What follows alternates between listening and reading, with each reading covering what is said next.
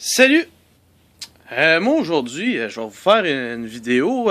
C'est pas vraiment humoristique, c'est plus sur un fait qui s'est passé cette semaine.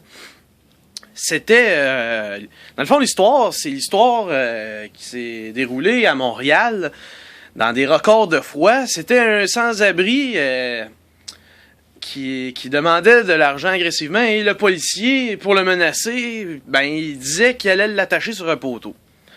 Là, tout le monde a fait des vidéos là-dessus, tout le monde a fait des commentaires, tout le monde a son opinion, tout le monde a dit qu'il était contre le policier, tout le monde a dit qu'il était avec le policier. Tu sais, on a plusieurs visions de ça. Moi, j'en apporterais une différente des autres. Parce qu'il n'y en a pas un qui s'est mis d'un pied d'un ou d'un pied de l'autre. Moi, d'un deux côtés, je suis d'accord et je suis pas d'accord dans les deux côtés.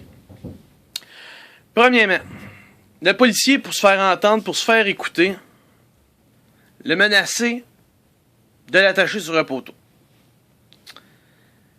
Un policier, en tant que tel, c'est supposé de protéger le monde, de protéger la population, et essayer de faire son ouvrage le mieux qu'il a pu. C'est pas facile de dealer avec quelqu'un qui est un peu boqué, qui est un peu borné, puis qui amène une agressivité. Comment dealer avec une personne comme ça? Parce que la personne, il fait moins 30. Il est dehors en t-shirt pis en short. Veut pas, cette personne-là n'est plus toute là, t'sais. Fait que essayer de dealer avec ça, c'est pas facile, là. Puis, être policier, là, c'est un métier quand même assez respectable, je trouve, puis assez difficile à vivre. T'as besoin de dealer toute la journée avec ça. Sauf son erreur, c'est que son jugement c'était pas le bon. Ça. Tu peux pas menacer quelqu'un de l'attacher sur un poteau, ça se fait pas. Là. On n'est plus en 1800 là, que on va t'attacher sur un poteau puis on va te pitcher des roches pour que tu comprennes. Là. C'est plus de même ça marche là, aujourd'hui. Là. On arrive au 21e siècle. Là. Aujourd'hui, on négocie d'une autre façon. Fait que là, ça va être discuté.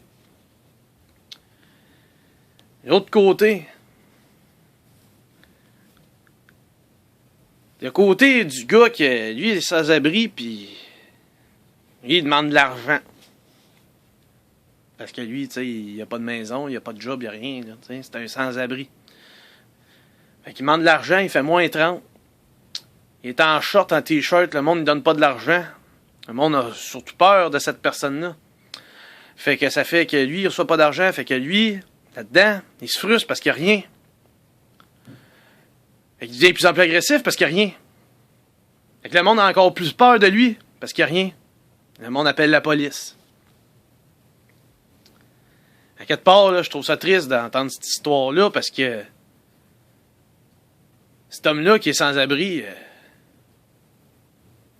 soyez d'accord ou pas, c'est un peu de la faute de la société. Ça a sûrement été un rejet de société quand il était plus jeune. Il n'y a personne qui voulait de lui.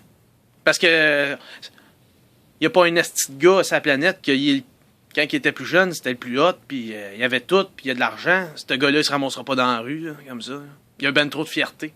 Fait que cette personne-là, c'est un résultat de qu'est-ce qu'on a fait avec cette personne-là. On pourra pas se dire le contraire. Fait qu'à quelque part, là, soyez donc un petit peu plus souple envers les sans-abri.